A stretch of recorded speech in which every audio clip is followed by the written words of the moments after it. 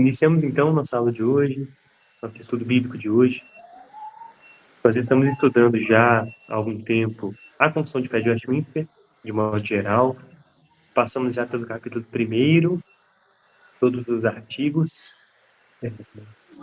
Passamos também pelo capítulo 2. E agora nós estamos no capítulo 3, os decretos eternos de Deus. O capítulo 1 tratou das Escrituras, da Escritura Sagrada. O capítulo 2, do ser de Deus. Nós vimos sobre o ser de Deus e da Santíssima Trindade. Nós tratamos sobre os atributos de Deus. E, por fim, temos estudado, o capítulo 3, os decretos eternos de Deus. Então, temos visto assuntos soteriológicos, como a própria eleição, predestinação, reprovação também, características dos decretos eternos de Deus. E hoje partimos já para o final do capítulo 3, nos decretos eternos de Deus, falando sobre o artigo 7. Nós temos agora mais 2 artigos. Hoje nós vamos ficar somente com 7. Semana que vem, nós, se Deus quiser, terminamos o capítulo 3 com o artigo 8. O texto da Confissão de Fé diz o seguinte: segundo o inescrutável conselho da sua própria vontade, pela qual ele concede ou recusa a misericórdia, como lhe apraz, para a glória do seu soberano poder sobre as suas criaturas, o resto dos homens, para louvor da sua gloriosa justiça, foi Deus servido não contemplar e ordená-los para a desonra e ira por causa de seus pecados. Então, meus irmãos, o ponto 7 ele é a continuação do ponto 6 e de todos os demais, no sentido de que ele agora fala sobre a doutrina da reprovação, sobre os réprobos, sobre a eleição para ou a não eleição nesse sentido. Então, nós vimos a eleição para a eternidade gloriosa e agora o ponto 7 nos diz que os demais, ou seja, os não eleitos, eles são deixados para louvor da gloriosa justiça de Deus, não contemplados, né, e foram ordenados para desonra e ira por causa dos seus pecados. Então, nós vamos tratar sobre 2 assuntos principais nesse ponto 7. Primeiro, Deus concede ou recusa misericórdia. Segundo o inescrutável conselho da sua própria vontade, para a glória do soberano poder sobre as suas criaturas. E segundo, que Deus não contempla e ordena o resto dos homens para desonra e ira por causa dos seus próprios pecados. Então, nós vamos tratar sobre esses 2 pontos. Que Deus concede ou recusa misericórdia e que Deus não contempla e ordena o resto dos homens para a desonra e ira por causa dos seus pecados. Refletindo sobre a concessão ou recusa de misericórdia, percebemos isso muito claramente em Romanos 9, nós vamos refletir sobre esses textos aí mais para frente. E o primeiro ponto que nós extraímos do ponto 7, desse capítulo 13 da Confissão, é que Deus, como eu já disse, repetindo várias vezes, né, Deus concede ou recusa misericórdia. Deus faz o que lhe apraz, porque Deus é verdadeiramente livre. Então, Deus recusa ou concede misericórdia segundo o conselho inescrutável da sua própria vontade.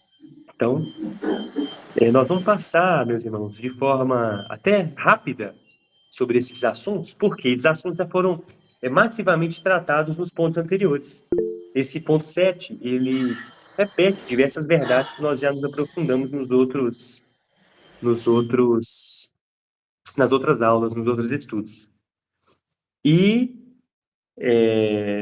esse conteúdo está disponível já no YouTube. Nós já temos todas essas aulas até o ponto 6 gravadas e disponibilizadas no canal no YouTube para acompanhamento dos irmãos. Então, Deus concede ou recusa misericórdia segundo o conselho da sua própria vontade. Então, esse é o primeiro aspecto, que é a liberdade de Deus, que é repetido e replicado aqui. Deus é livre, meus irmãos, e verdadeiramente livre. Nós refletimos nas últimas aulas sobre liberdade humana, sobre livre-arbítrio, livre-agência, sobre como os decretos eternos de Deus, eles implicam ou não implicam na liberdade humana, na contingência das causas secundárias, enfim. E refletimos agora que Deus faz o que lhe apraz, então Deus é verdadeiramente livre. E além do aspecto, do atributo da liberdade de Deus, nós temos também, nesse primeiro ponto a ser trabalhado e refletido por nós, o objetivo da eleição. O objetivo da eleição é a glória do soberano poder de Deus sobre as criaturas. Então, Deus é livre e ele faz tudo conforme lhe apraz e para a sua própria glória. Sim, irmão William? Não sei se mais adiante vai ter esse exemplo, mas é clássico aquele texto que Deus endurece o coração de Faraó, que pela própria vontade de Deus, ele fez com que o Faraó não liberasse o seu povo do Egito. O próprio Deus fez isso. Eu não sei se você vai trazer esse texto, como você também vai trazer alguns outros que tratam desse assunto, mas é o próprio Deus recusando misericórdia, né? Agindo como ele também agiu com Jó, permitindo com que o diabo tocasse em tudo que Jó tinha. Foi uma permissão de Deus. Deus, naquele momento, decidiu recusar exercer a misericórdia para com Jó. Então, nós temos vários exemplos bíblicos que ilustram isso que nós estamos estudando nessa noite.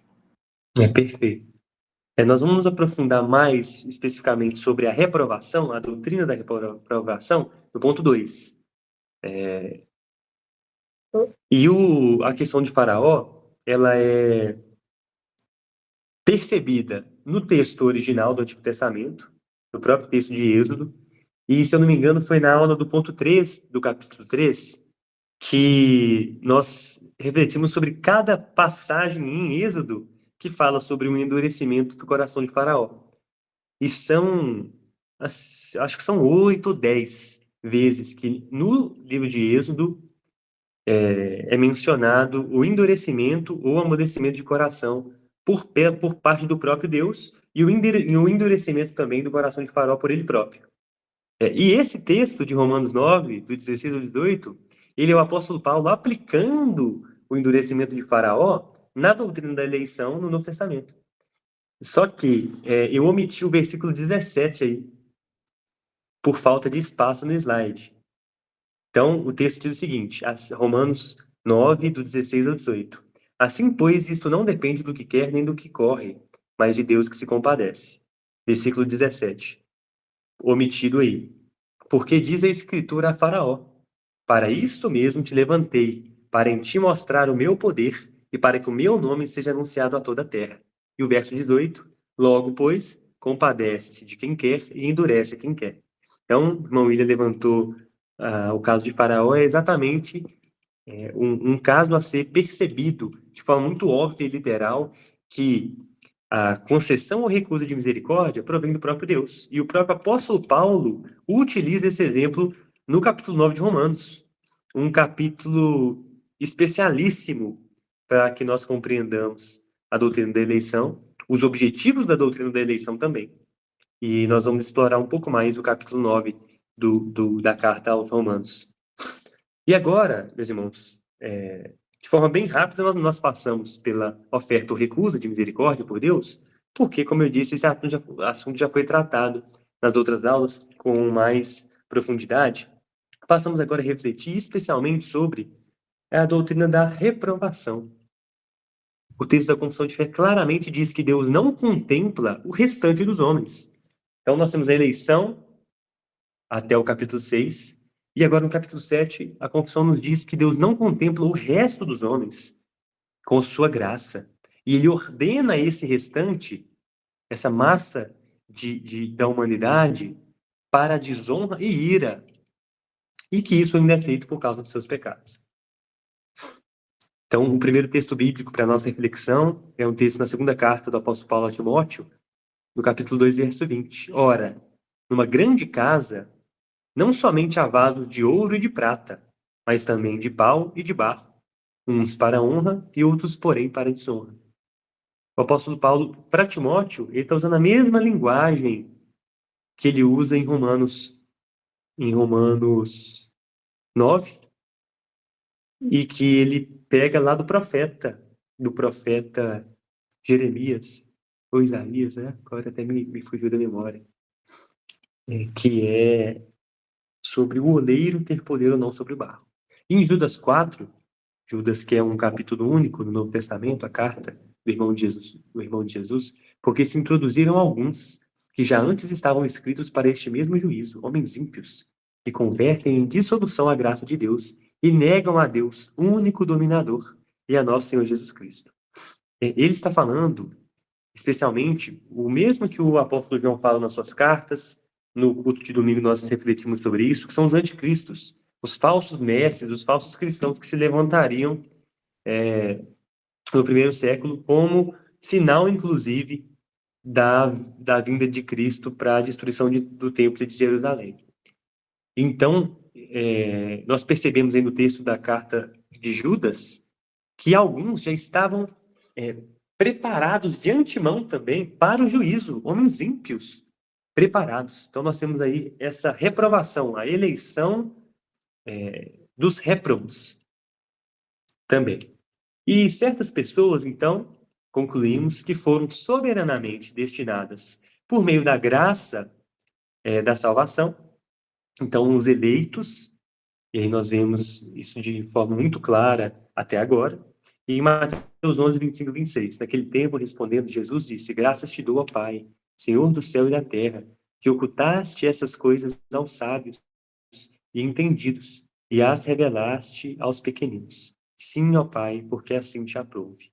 Então, aqui nós temos o próprio Cristo revelando o porquê da eleição, que é porque te aprouve, ó Pai. Então, a confissão de fé, ela acerta muito em revelar um motivo, a motivação e também as consequências, como veremos. E ele revela que a alguns, essas coisas são ocultadas. A alguns, essas coisas são ocultadas. E aí ele usa a pessoa do sábio. Aos sábios, essas coisas são ocultadas e entendidos. E aos pequeninos, elas são reveladas. Então, nós temos a vontade soberana de Deus sendo manifesta nos vasos de honra e nos vasos de desonra. E o próprio Deus, que opera tanto querer como realizar, em Filipenses 1:13, Filipenses 2:13, perdão, ele oculta algumas coisas aos sábios e revela aos pequeninos. O próprio Deus, que quando os discípulos perguntaram para ele, para o Cristo, por que o Senhor fala por parábolas? E ele respondeu que era exatamente para cumprir a profecia de Isaías 6, para que eles ouvissem e não ouvissem de fato, não escutassem, para que vendo não vejam, para que não se convertam e os seus pecados não sejam perdoados. Nós vemos isso no Evangelho segundo Marcos, até não coloquei no slide não, foi uma consequência da leitura de Mateus 11, 25 e 26. Sim, irmão William? Eu ia falar exatamente sobre isso, um texto de Mateus 13, que Jesus explica para os discípulos por que ele usa parábolas. E a explicação dele é clara. É para que uns entendam e outros não. Ou seja, o próprio Jesus usando o artifício das parábolas para que algumas pessoas não entendessem propositalmente a mensagem que ele queria dar. Então, isso é uma forma que se aplica no que a gente está vendo, uma forma de reprovar alguns homens por parte do próprio Jesus Cristo. E nós vimos no ponto 6 que a eleição de Deus, ela vem acompanhada, os decretos eternos da eleição, eles vêm acompanhados dos meios de salvação. Nós vimos isso na última aula, no ponto 6. Da mesma forma, os réprobos, eles não recebem esses meios de salvação que os eleitos recebem. E é por isso eles têm um coração endurecido, eles mantêm o seu próprio coração endurecido como Faraó, e eles têm o seu coração endurecido pelo próprio Deus também. Isso é também a operação do erro, que está na primeira carta aos Tessalonicenses, se eu não me engano, né? Então, queridos, certas pessoas foram soberanamente destinadas por meio da graça da salvação, e são os eleitos, e Deus decretou não conceder sua graça aos demais, reprovando-os, mantendo-os réprobos. E o texto de Mateus 11, 25 e 26, oh não, perdão, é esse texto de 1 Pedro 2, 6 a 8. Eu acabei esquecendo de mudar aí no slide, perdão, irmãos. Esse é o texto de 1 Pedro, a primeira carta do apóstolo Pedro, sobre a pedra de esquina.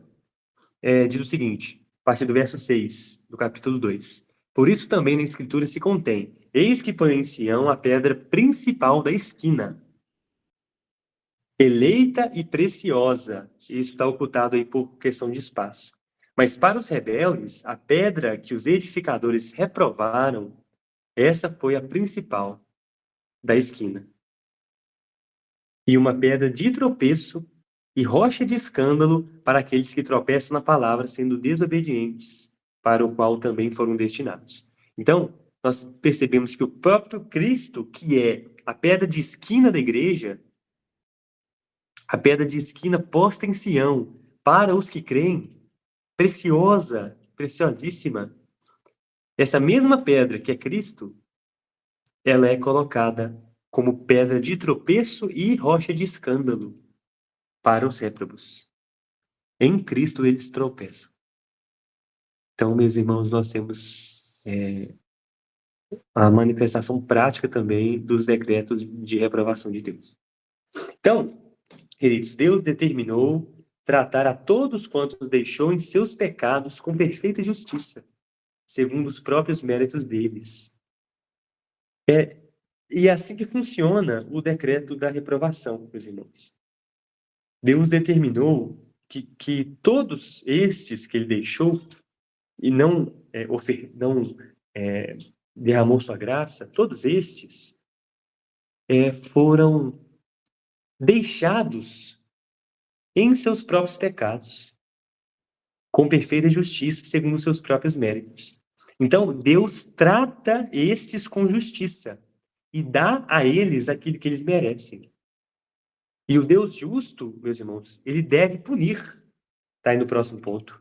Ele deve punir todo e qualquer pecado não expiado. E essa é a justiça de Deus que nós estudamos no capítulo 2 da Confissão de Fé.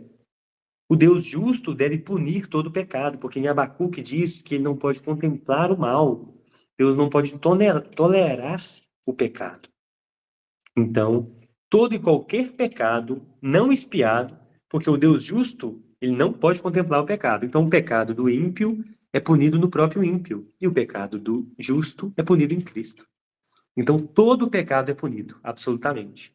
E o pecado do ímpio, como diz aí nesse primeiro ponto, é o motivo pelo qual Deus, deixa com que eles permaneçam pelos seus próprios méritos na punição justa que eles merecem. Então, esse o decreto da reprovação é uma manifestação clara da justiça do soberano Deus. Então, vamos nos aprofundar um pouco mais sobre a estrutura do decreto da reprovação. Essa estrutura ela é fornecida pelo A. Rod, que é filho do Charles Rod, um presbiteriano norte-americano, que baseia alguns dos nossos estudos aqui sobre a confissão de fé. Então, como eu disse, vamos agora nos aprofundar um pouquinho na estrutura do decreto da reprovação, para que, assim, algumas místicas talvez sejam quebradas, que a gente consiga compreender de forma adequada esse decreto da reprovação e, inclusive, amá-lo, né?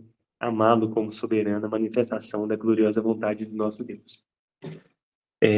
Então, primeiro, no primeiro ponto do capítulo 3, nós temos a seguinte frase na Confissão de Fé de Westminster: Deus decretou todas as coisas. Então, primeiro, Deus decretou tudo. Então, obviamente, que a reprovação dos ímpios também faz parte do decreto de Deus. Isso é uma constatação simples. Agora, como se dá na prática, inclusive, esse decreto da reprovação, além do que a gente já refletiu, que ele é baseado na doutrina do pecado original, ele é baseado na depravação total.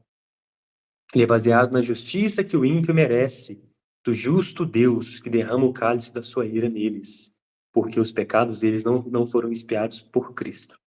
Então, com esse decreto, ele é manifesto. E nós podemos destacar, à luz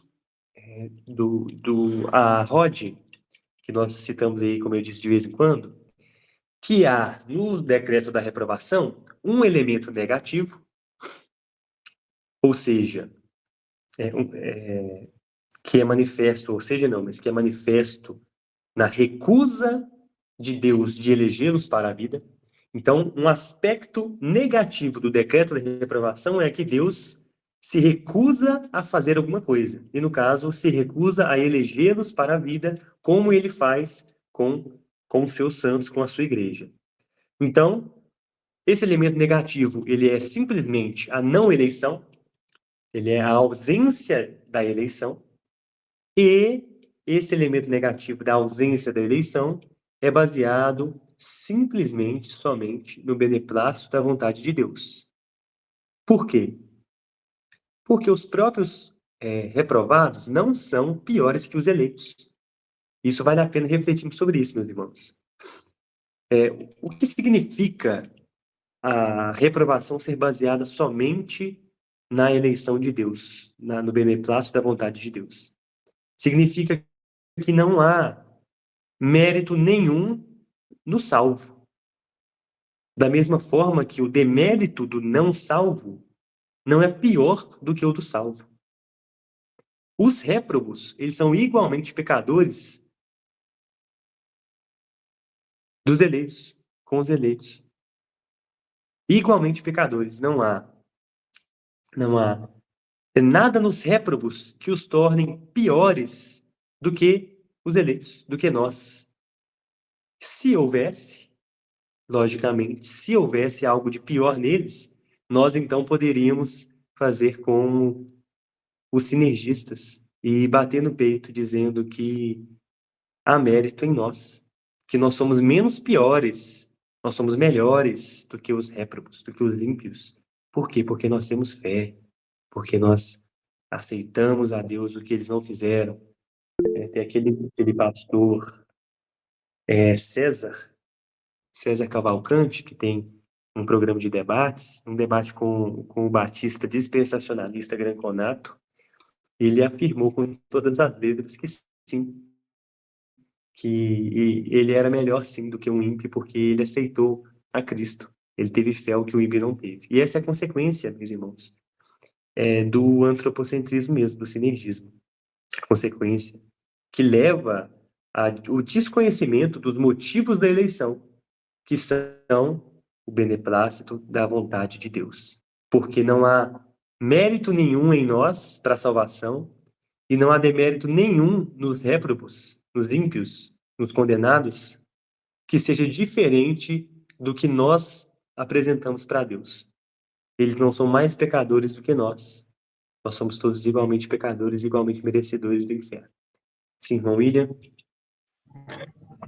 Então, irmão Wesley, na verdade é só para explicar esses termos técnicos, que às vezes algum irmão não sabe o que é sinergista e essas outras coisas, apesar de que depois você tratou do assunto e dá para poder linkar.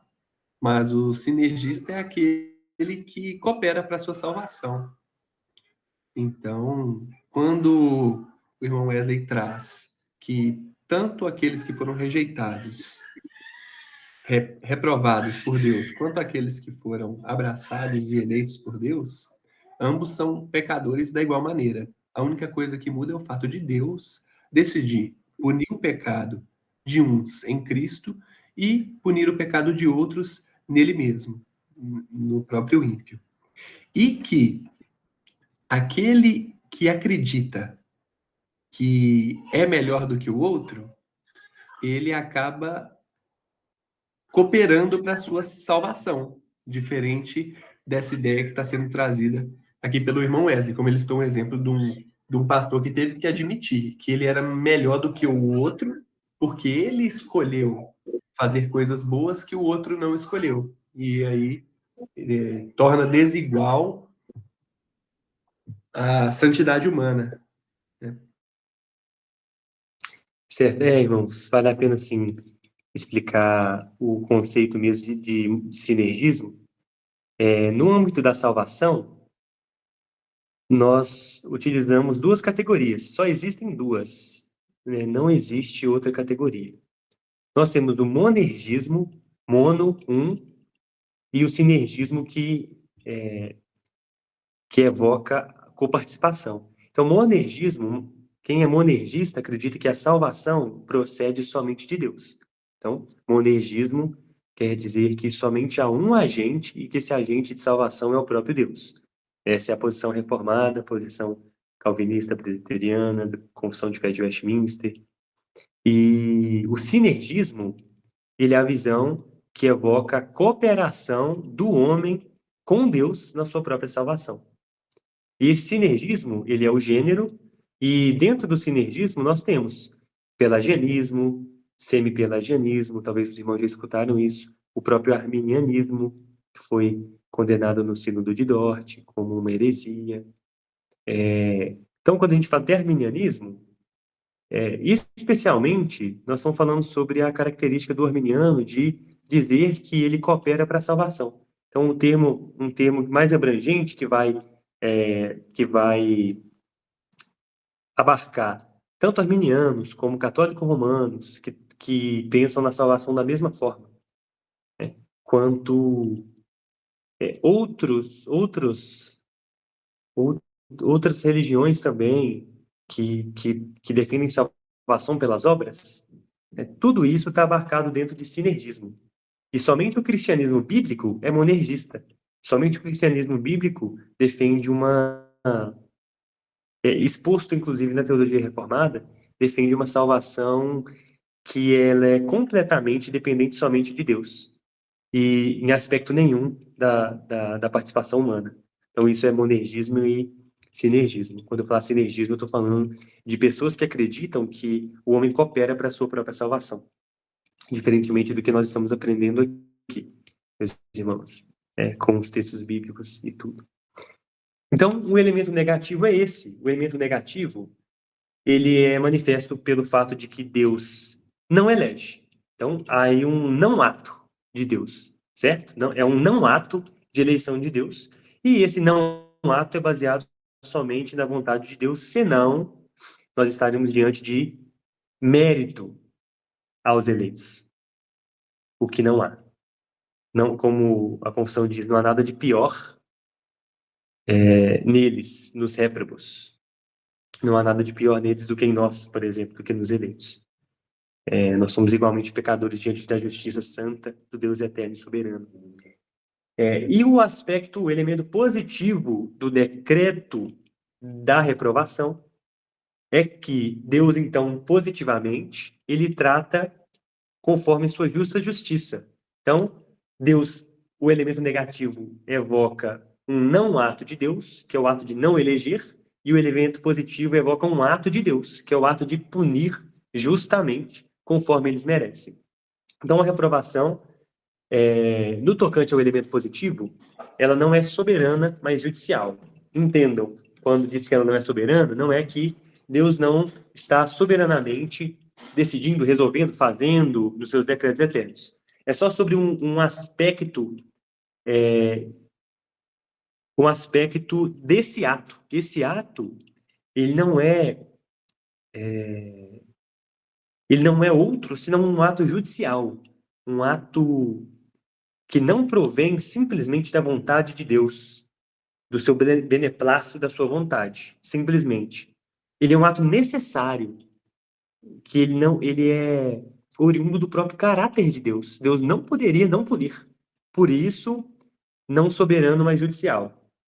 Esse soberano poderia ser trocado por um ato discricionário. Ele não é opcional. Deus não simplesmente escolheria, poderia, e aí nós estamos trabalhando no campo das ideias. Poderia simplesmente punir ou não punir o ímpio. Não. Esse é um ato judicial necessário.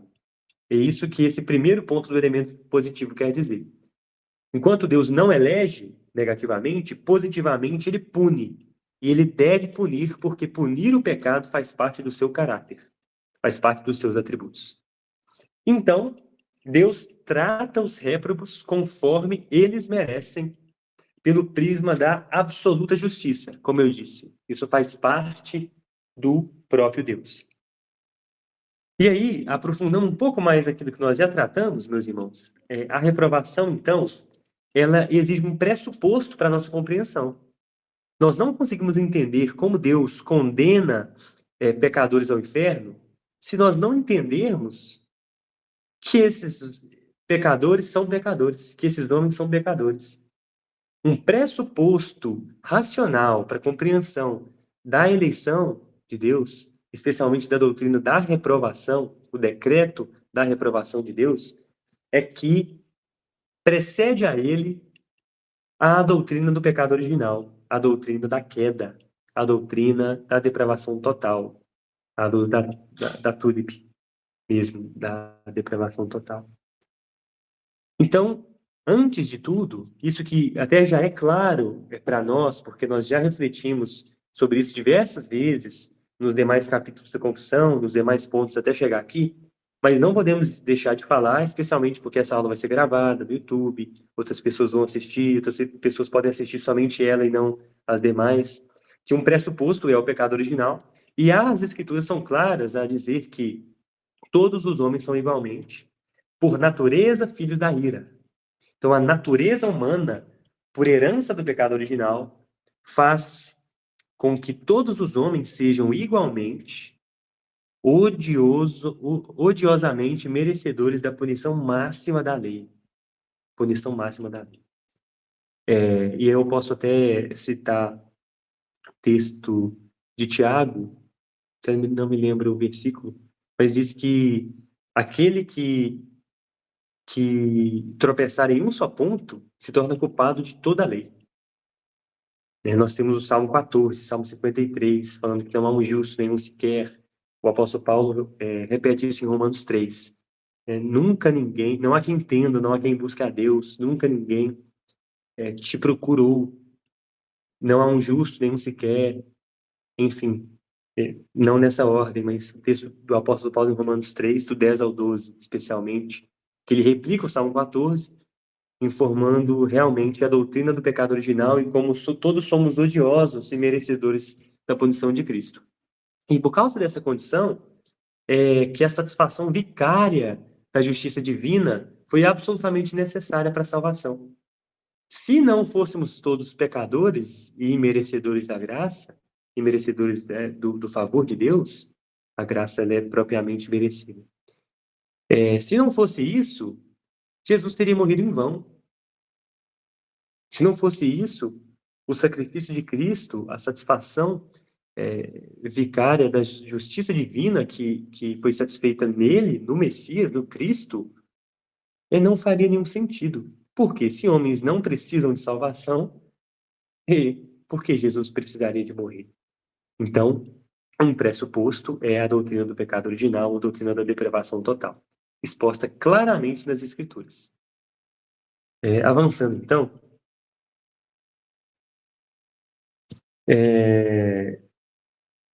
nós percebemos que, caso contrário, se não fosse dessa forma, o Cristo teria morrido em vão. Então, não há direito nenhum à salvação. Quando nós evocamos injustiça de Deus por condenar ímpios, ou nós não estamos entendendo que esses ímpios merecem, ou nós estamos falando que Deus é injusto, e por isso ele é injusto porque ele está punindo aqueles que não merecem ser punidos, ou aqueles que merecem ser salvos. E não há direito nenhum à salvação, meus irmãos.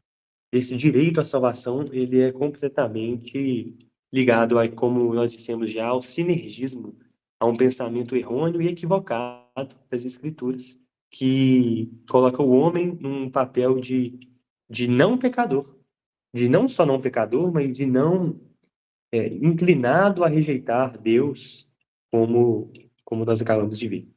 Então, por isso, a salvação decorre essencialmente da graça, logo é um ato puramente discricionário de Deus.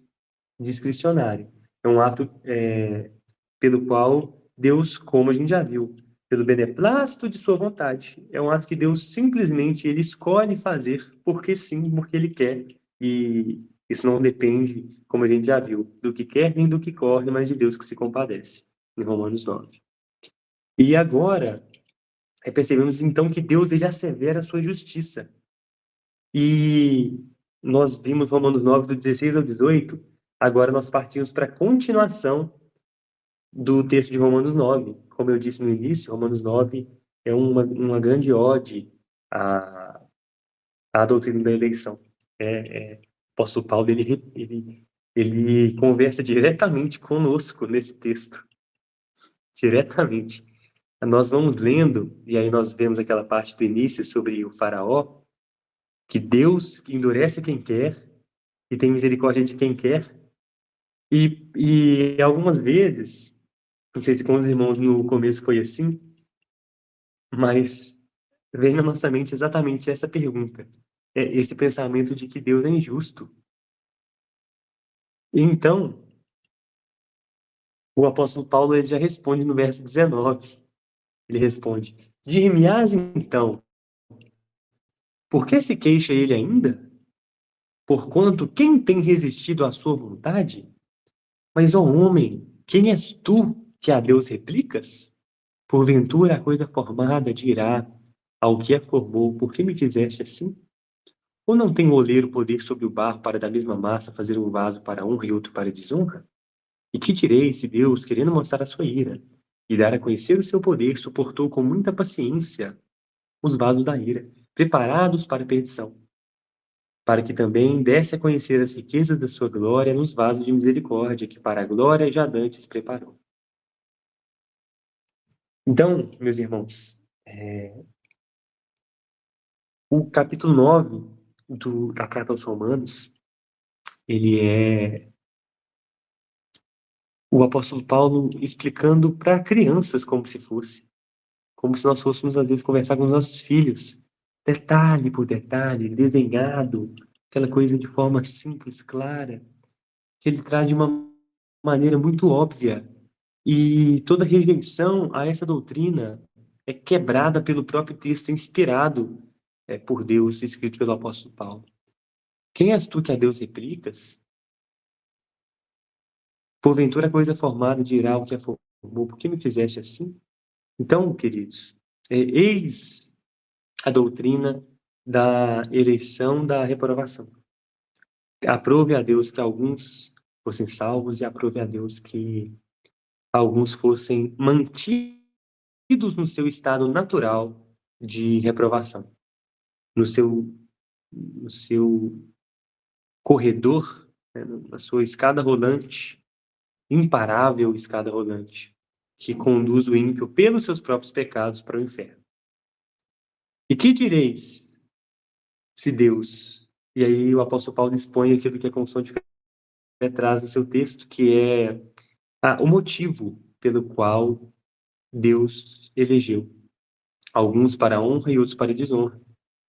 Deus quis mostrar a sua ira, Deus quis dar a conhecer o seu poder, e Deus suportou, por isso Deus suportou com muita paciência os vasos da ira, preparados para a perdição. Olha a eleição da reprovação aí.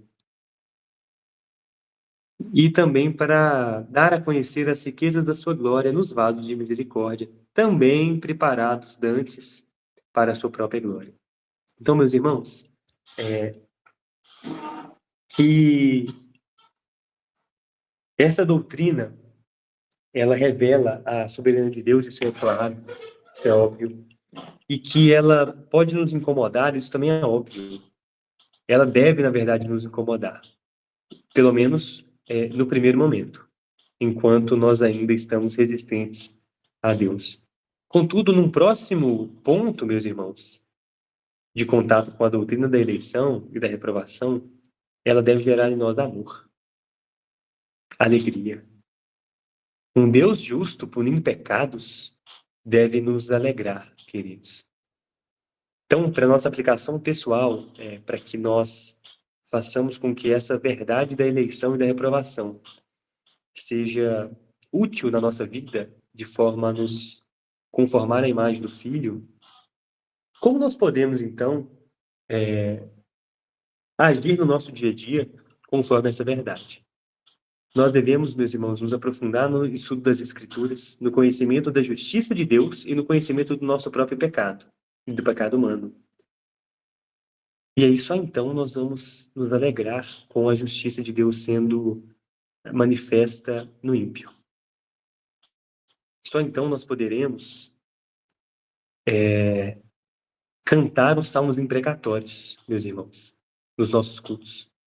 Lê-los com amor na nossa devoção pessoal ou familiar. Porque nós não estamos falando sobre os nossos inimigos, meus irmãos. Os nossos inimigos são irrelevantes. Nós não devemos nos importar com isso, né? Com os nossos inimigos. Mas nós estaremos falando sobre os inimigos de Deus. Então, isso são salmos imprecatórios, meus irmãos. De forma bem a aplicar isso a nós. Nós estamos cantando no saltério, imprecatoriamente, a justiça de Deus sendo manifesta. Nós estamos nos alegrando com a justiça, com um atributo de Deus, do caráter de Deus essencial, sendo manifesto. Então, a doutrina da reprovação deve gerar em nós, meus irmãos, alegria. Alegria. Ainda que, como nós não sabemos quem é eleito, quem não é, ainda que nós mesmos sejamos os réprobos.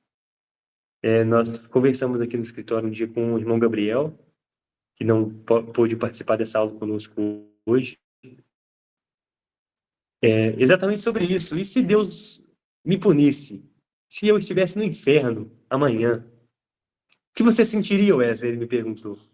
É uma pergunta complexa. Vocês conseguem responder, meus irmãos?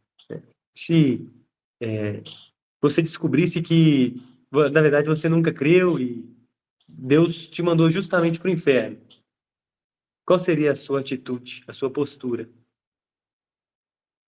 Caso algum irmão queira ter algum comentário sobre esse assunto, fique à vontade. Quer dizer, o irmão Gabriel, ele concluiu, tendo ele feito a pergunta, também concluiu. Irmão Michael?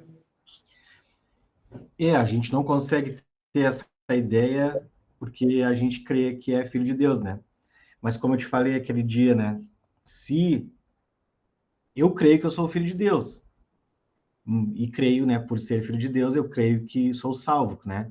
Como nós estamos aqui, né? Mas se eu não fosse salvo, pelo que eu te falei, né? Eu digo assim, naquela minha expressão que eu te falei, né? Quando nós morrermos, ou quando Jesus voltar e eu estivesse no céu, conhecendo a palavra de Deus, a gente ia se surpreender de estar no céu, né? Mas um réprobo, ele nem sabe quem é Deus. Então, essa parte, para eles, né, é difícil da gente analisar, né, porque a gente conhece a palavra de Deus e eu não creio, assim, quando Deus ele mostra para nós quem ele é, né, que ali, quando Jesus fala, né, eu não quero que eles ouçam, eu não quero que eles entendam, vou falar por parábolas, porque eu não quero que eles compreendam, né, e hoje nós entendemos, então eu creio que por nós entendemos a palavra de Deus, né, nós somos escolhidos por Deus e somos filhos dele, mas um réprobo eu não creio que ele tenha esse sentimento de reprovação por Deus, né, porque ele não crê em Deus, ele não conhece Deus. Eu não consigo imaginar uma pessoa que não crê em Deus se irar com Deus para ir para o inferno, porque o inferno para ele é uma coisa que ele nem imagina o que é. Eu não consigo enxergar um réprobo pensar assim, porque a pessoa que quer Deus é porque Deus quis ela, né? Então, porque no momento que eu comecei a crer no Deus verdadeiro, eu nunca mais tive essa dúvida. E antes de eu conhecer o Deus verdadeiro, eu tinha essa dúvida no meu coração. Mas eu tinha porque eu já era um escolhido, que dá para a gente entender, né? Porque quando a gente conversa com pessoas que não querem saber de Deus, elas agem de uma forma, num sentido assim, Deus não existe. Então não existe céu, não existe inferno. Às vezes Deus vai mandar para o inferno, mas não existe Não, meu inferno. irmão, mas tem diferentes categorias de réprobos.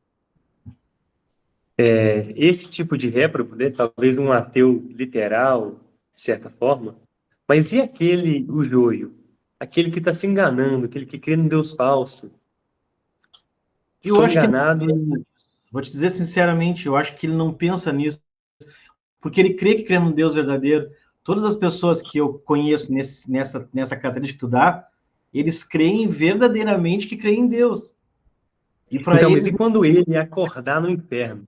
aí. E quando ele levantar os seus olhos, num piscar de olhos, e de repente ele acorda, levanta e ele está no inferno.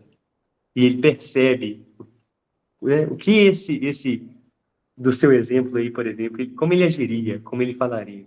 E a minha pergunta, a pergunta que o Gabriel fez, na verdade, eu passo ela aí para frente, irmão William, irmã Débora, é uma pergunta hipotética. Óbvio que um eleito não terá essa experiência. Charles Spurgeon fala que falou certa vez que ele ou Jonathan Edwards, na verdade, os irmãos me perdoem se eu errar, mas um dos dois, que a Terra é o único céu que os ímpios vão experimentar e o único inferno que os salvos vão experimentar. Então, um eleito, então não há essa hipótese de um eleito passar por isso, mas se um eleito fosse condenado pelos seus pecados e fosse lançado no inferno, o que esse eleito pensaria, né, sobre si e sobre Deus? Né? Irmão William, irmã Débora depois.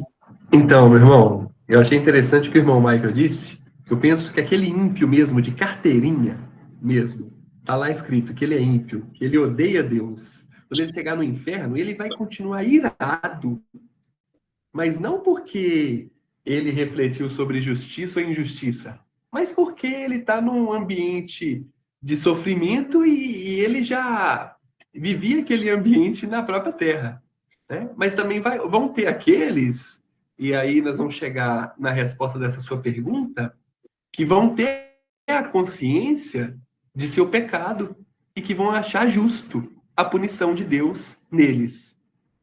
E também vão ter aqueles que, por acharem que são santos, que não têm pecados, por não reconhecerem os próprios erros, vão achar injustiça da parte de Deus eles estarem lá. Mas não é porque, de fato, eles são bonzinhos, mas porque eles, infelizmente, não reconhecem seus próprios pecados, seus próprios erros. Não têm um autoconhecimento de quão mal ele é e tem potencial de ser, né? E o irmão Michael falou outra coisa também interessante, que é a surpresa da gente chegar no céu, diante de tanta coisa errada que a gente faz todo dia, né? Mas ao mesmo tempo não é uma surpresa, porque nós conhecemos a palavra, nós sabemos que o Cristo já levou a punição que deveria ser para nós, né? Mas se nós chegássemos no inferno, meus irmãos, nós deveríamos entender que Deus exerceu a justiça dele sobre nós, porque é o que nós merecemos. É o inferno, porque nós transgredimos a lei de Deus a todo momento. Inclusive, nós temos visto isso quando temos estudado os 10 mandamentos de uma forma mais profunda. O quão pecadores e desgraçados nós somos.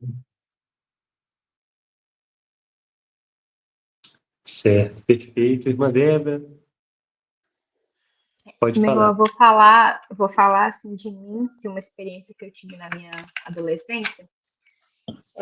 Eu lembro que em um dos episódios da minha adolescência, né, eu havia me afastado muito de Deus e tentei me aproximar novamente, né? Na verdade, eu fui muito veemente em acreditar que eu não tinha salvação, não havia salvação para mim naquela época, né? Eu lembro que eu fiz a seguinte oração, eu falei assim: Senhor, eu não sei se o Senhor vai ouvir uma pessoa ímpia, eu não sei se o Senhor vai me escutar, né? Mas na minha oração eu gostaria de dizer que o Senhor é santo de todas as formas possíveis e eu mereço o inferno, sabe? E eu não quero mais viver da forma que eu tô vivendo. Eu não quero permanecer no pecado, não é uma coisa legal para mim. E mesmo que não haja salvação para mim, eu vou tentar vencer o pecado. E mesmo que não haja salvação para mim, eu vou ensinar, se eu tiver filhos, a minha família a servir ao Senhor. E mesmo que não haja salvação para mim, eu quero poder falar do Senhor e pregar o Evangelho. Então, por isso, eu vou tentar viver uma vida um pouco melhorzinha, mesmo que eu não tenha salvação para mim. E no fim, se eu for para o inferno mesmo, seja louvado o nome do Senhor. Eu vou honrar o Senhor lá no inferno também, porque eu sei que o Senhor me colocou lá de forma digna, porque eu mereço ele. Eu lembro que foi uma oração que eu fiz, né? Não estou dizendo que todas as pessoas vão ter essa mentalidade, mas eu digo por mim, sabe? Como uma pessoa que reconhece a soberania de Deus e sei que Deus é santo. Eu sei que eu mereço o inferno mesmo. Sabe, eu não sei de todos os aspectos se eu vou estar lá, mas eu sei que ele é justo e vai continuar sendo, se ele quiser me lançar lá, sabe? Isso eu lembro dessa oração que eu fiz na minha adolescência e Deus, assim, me resgatou naquela época, né? Mudou meu comportamento completamente. Mas, assim, eu também acredito que um ímpio não vai fazer essa oração. Não, perfeito, perfeito. Esse foi o caminho mesmo que o irmão Gabriel tratou, sobre um eleito que realmente crê no Cristo, no inferno ele estaria completamente ciente da justiça. Mas, como eu disse, isso é impossível, né, meus irmãos? E aí, irmão Reinaldo, pode falar, fica à vontade, querido. A paz do Senhor a todos, vocês estão me ouvindo? Amém. Ouvimos bem. Ah, não, então tá bom.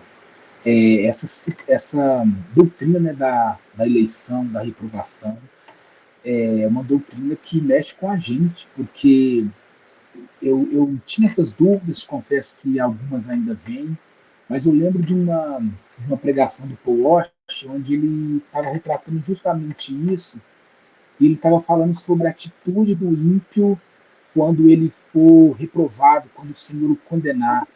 E ele declarou algo que me trouxe muita clareza. Ele falou que pelo fato do ímpio ser ímpio e ele já não ter a graça de Cristo sobre ele, o coração dele é um coração impenitente.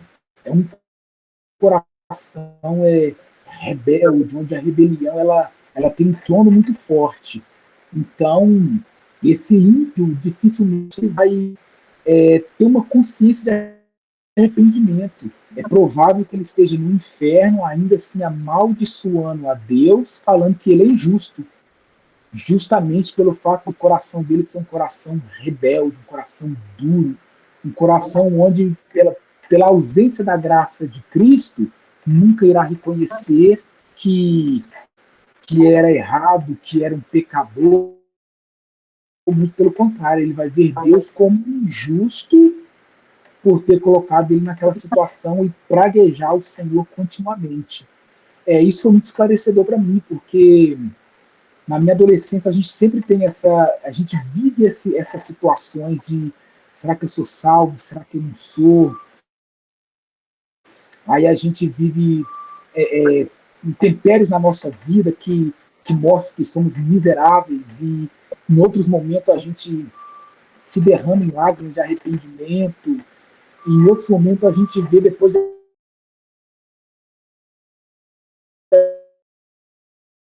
a gente se atualiza. Então a gente vive muito isso. Eu posso estar enganado, mas eu acredito que o cristão genuíno, o fato dele se arrepender já é uma evidência muito grande que o Senhor o resgatou. Ou no futuro talvez eu possa receber uma grande surpresa, talvez não. Mas isso que o Paul Washer falou me trouxe um pouco de clareza pelo fato de um coração duro, onde o Senhor não habita, onde o Espírito Santo, que é o agente desse arrependimento, né, ele que nos convence, como que ele vai convencer se ali ele não está? Então, é bem nítido, né, esse coração duro do ímpio. Sim. E é isso, irmão. Não, perfeito. E aqui na Terra, a chuva de Deus cai sobre os justos e sobre os injustos. Na teologia chama de graça comum o fato de Deus ele fornecer ainda para os ímpios, para os réprobos, lampejos da sua própria graça. E que fornece para esses, para a glória do próprio Deus, manifestações de bondade ainda para os ímpios, conforme apraz a Deus. Agora, no inferno, não haverá graça comum. Os ímpios não haverá limite para a rebeldia e para a maldade. O Reinaldo falou algo verdadeiro. Não haverá limite para a maldade. Então, a rebeldia ela será potencializada pela ausência da graça comum. Isso nós vemos, meus irmãos, na história do rico e do Lázaro. O rico lá no inferno, o que ele fala? Ele manifesta ali uma ignorância completa. Ele não entendeu nada do evangelho, mesmo estando no inferno. Ele fala, Deus, manda Lázaro.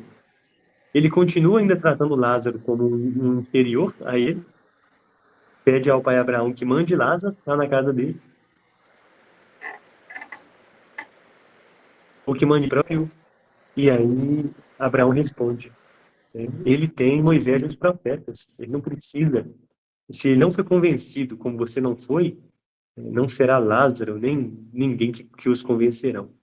Que os convencerão. Então, o rico lá no inferno, ele manifesta a continuidade da sua ignorância. Ele continua sem compreender que a salvação ali era pela graça. E ele manifesta ali desejos egoístas ainda, desejos pessoais pela salvação da sua família. Não para a glória de Deus na salvação, mas para o bem-estar interesseiro dele para com sua família.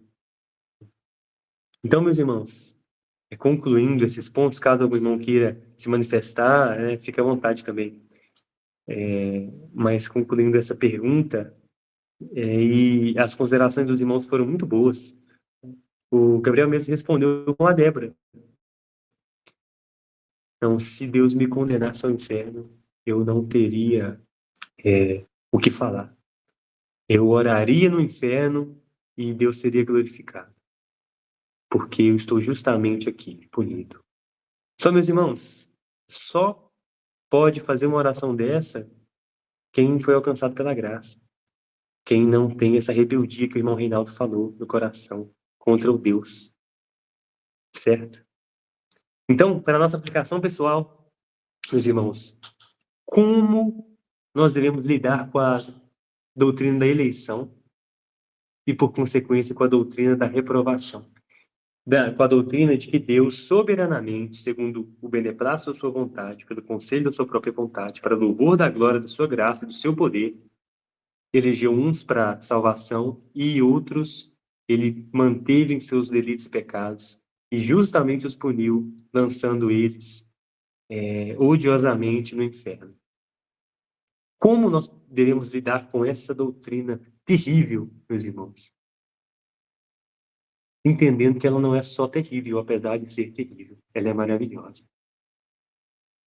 Ela, como eu disse, ela revela a justiça de Deus.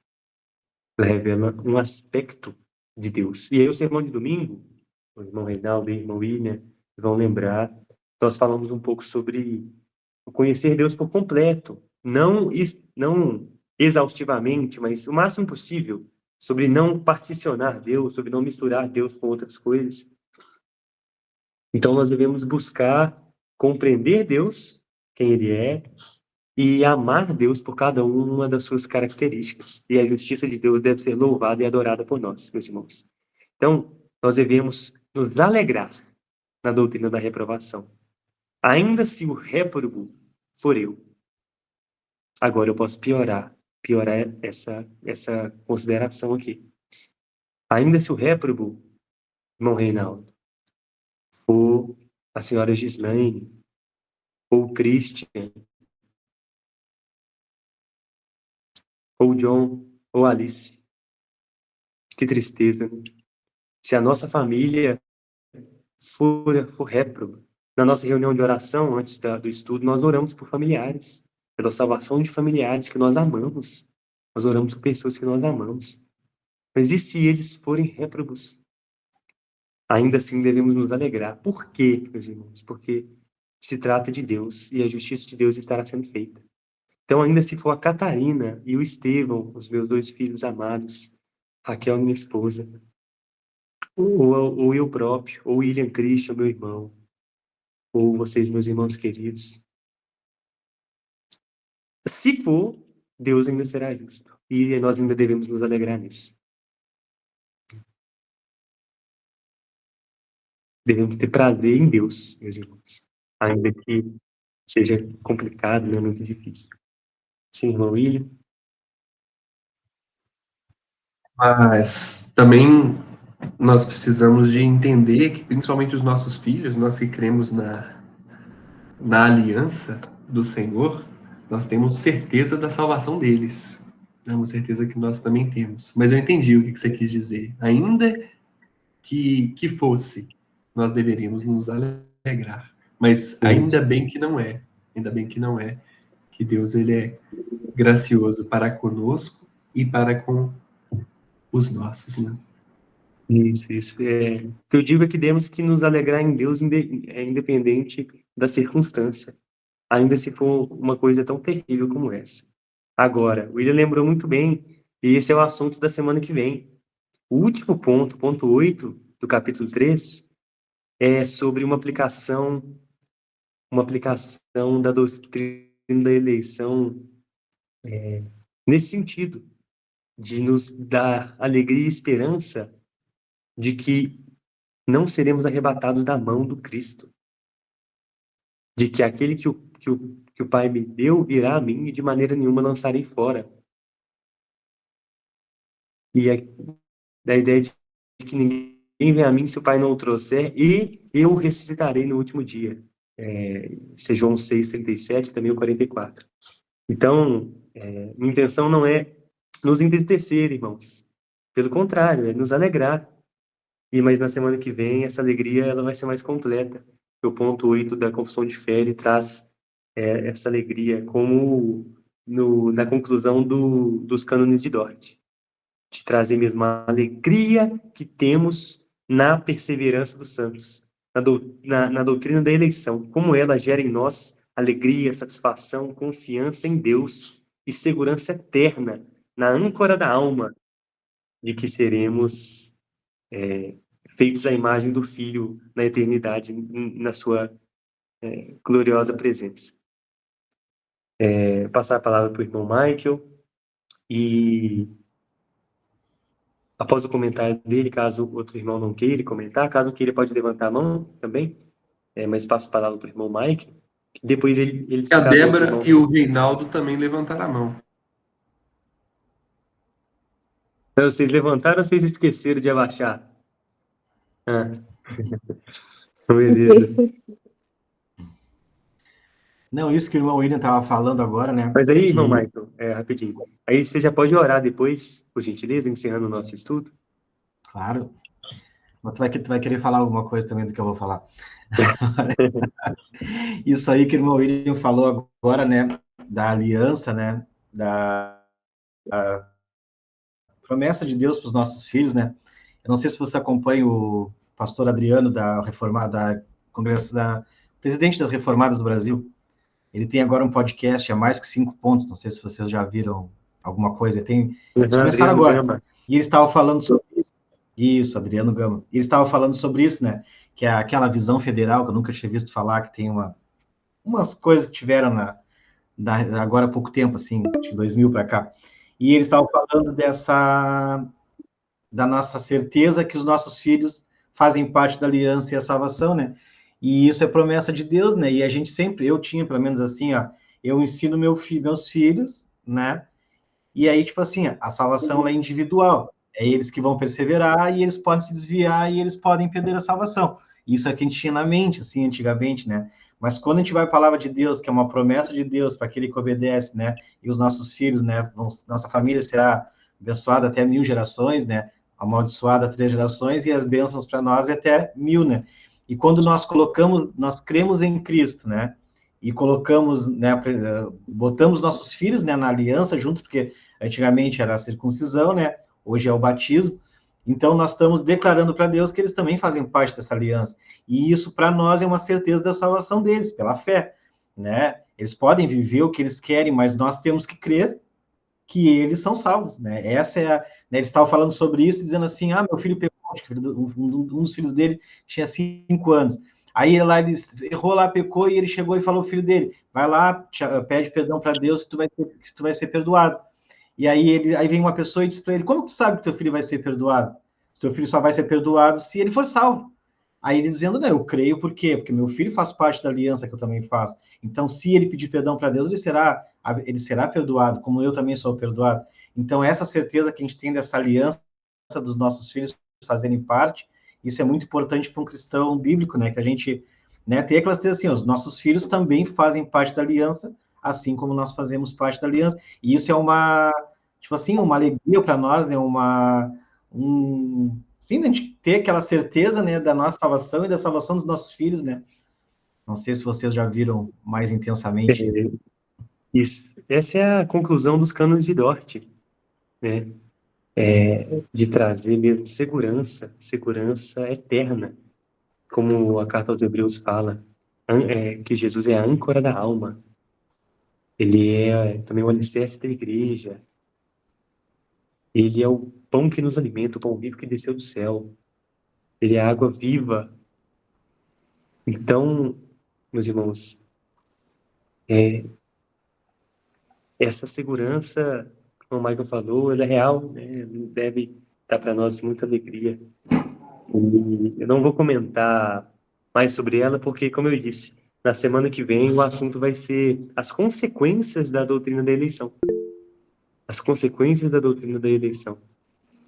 E como o William disse também, quando nós chegarmos no capítulo 28, nós vamos falar sobre o batismo, nós vamos falar sobre sacramentos ainda, então tudo vai ficar ainda mais claro. Se Deus quiser, nós vamos chegar lá. Sobre o batismo também, acreditar na eleição dos nossos filhos, na aliança, que a promessa ela é feita para a família, é um dos motivos pelos quais nós batizamos eles bebês, nós acreditamos na nossa igreja. Ô, irmã Débora, foi um pouco baixo.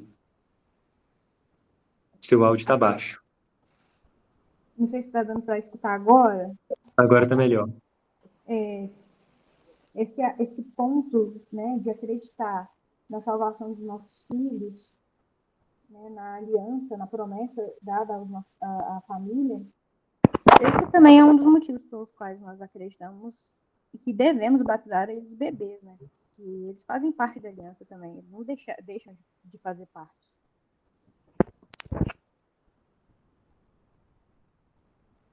Exatamente. Como o Michael disse, o símbolo de pertencimento à aliança de Deus é o selo do batismo. É o selo do batismo. Maravilhoso sacramento de Deus. É o selo do batismo. O símbolo de pertencimento dos nossos filhos à aliança. E a promessa, como diz Joel, o profeta Joel, o apóstolo Pedro, replica no seu sermão, ali no primeiro sermão em Atos, que a promessa é para nós e para os nossos filhos, também, como o irmão Michael disse. Então, graças a Deus por isso, meus irmãos, graças a Deus que, pela doutrina da eleição, graças a Deus que não depende de nós, absolutamente, nem dos nossos filhos. Nós sabemos o quanto eles são pecadores, né? Isso faz parte, isso faz parte de que, né? Nós vivermos, né? O salvo, né? Ele vai ter prazer na lei de Deus, né? Então ele vai ter prazer de ensinar os seus filhos, ele vai ter prazer de buscar Deus, ele vai ter prazer de ler a palavra. A vida dele vai ser em santidade, porque Cristo habita em nós, né? O Espírito Santo habita em nós. Nós vamos viver em santidade. E aí essa vontade que nós temos, né?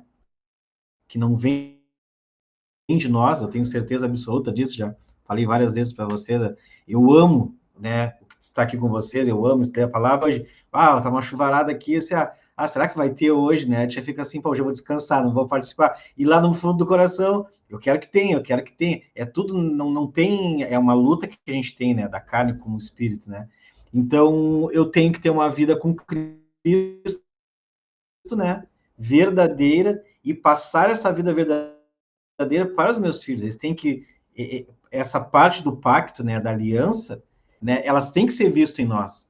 Eu não posso dizer, porque eu batizei meu filho, ele agora faz parte da aliança, e a gente vive o jeito que a gente quer.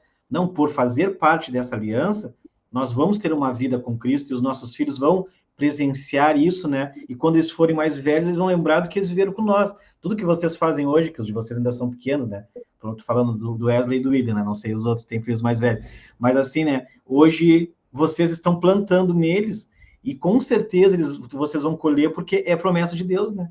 É diferente, a gente já tem aquela certeza, né? Pô, né? São bebês, mas sabe que o futuro deles está nas mãos de Deus, né? É muito bom isso, essa sim, é um alívio, assim, né? Uma alegria que a gente tem em saber, né? De mesmo o mundo do jeito que é tão podre e a gente saber que nossos filhos estão nas mãos de Deus, né?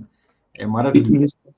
Isso é o que nós aprendemos no ponto 6, na aula da semana passada. Que Deus não elege somente, mas ele fornece os meios para que a eleição se torne eficaz. Então, não é que o filho de um crente é automaticamente salvo. Não é isso. Mas é que Deus, por sua graça, ele fornece também exatamente isso que o meu Michael disse. Os meios pelos quais a fé alcança esse mini eleito, se eu posso dizer assim. Graças a Deus por isso. E outra coisa, os pais oram pelos seus filhos, pela salvação. E se você, pai, está assistindo essa aula, ainda que depois não ora pela salvação dos seus filhos, todo dia, pois faça. Ore todo dia, então, e peça, né, pela salvação dos seus filhos. Vamos orar então, irmão Michael? Faça essa gentileza para encerrarmos nosso estudo de hoje. Amém, Senhor. Nos achegamos, Senhor, em Ti, Senhor, a Ti, pelo Teu sangue, Senhor Jesus, sangue precioso que foi derramado naquela cruz em nosso favor. Te agradecemos pela aula que tivemos, te agradecemos, Senhor, por seres tão bom, tão paciente com nós, tão misericordioso, Pai. Te agradecemos por tudo que és, por tudo que fazes dia a dia em nossas vidas, Pai. Por podermos, Senhor, mesmo sendo pecadores, mesmo não sendo merecedores de nada, nós podemos, Senhor, descansar, Senhor, na Tua obra, descansar, Senhor, na Tua palavra, que é viva e verdadeira e eficaz, Pai, que tem que ser, Senhor, o guia para nossas vidas, Pai. Te agradecemos por tudo que o Senhor é, por tudo que o Senhor já fez por nós e por tudo que vivemos a cada dia, Senhor, os Teus planos das nossas vidas, Pai. Te agradecemos pela aula que tivemos, tudo que aprendemos, Senhor, que ela fique gravada, Pai, na nossa mente, no nosso coração, e que hoje mesmo já começamos, Senhor, a colocar em prática tudo aquilo que estamos aprendendo de Ti, Senhor. Não somos merecedores nem de Te conhecer, Pai, nem de aprender nada, mas pela Tua graça e Tua misericórdia estamos, Senhor, cada dia mais, Senhor, Te conhecendo, Pai. Nunca Te conheceremos completamente, mas sabemos que vamos Te conhecer verdadeiramente através da Tua palavra, Pai. Pedimos que o Senhor nos mostre a cada dia, se revele, Senhor, através da Tua santa palavra, Pai, para nós, e que a gente possa, Senhor, ensinar nossas famílias em casa, nossos filhos, fazer parte, Senhor, da Tua igreja, Senhor, do Teu corpo, para um dia, Senhor, estarmos contigo pessoalmente no céu, Senhor. Já estamos vivendo aqui contigo, mas ansiamos, Senhor, pela Tua vinda, Pai. Ansiamos pelo dia que estaremos, Senhor, vivendo contigo eternamente, Pai. Te agradecemos por tudo que o Senhor fez nesse tempo. Pedimos que o Senhor abençoe nosso resto de noite, nosso resto de semana. Em nome de Jesus. Amém, Senhor.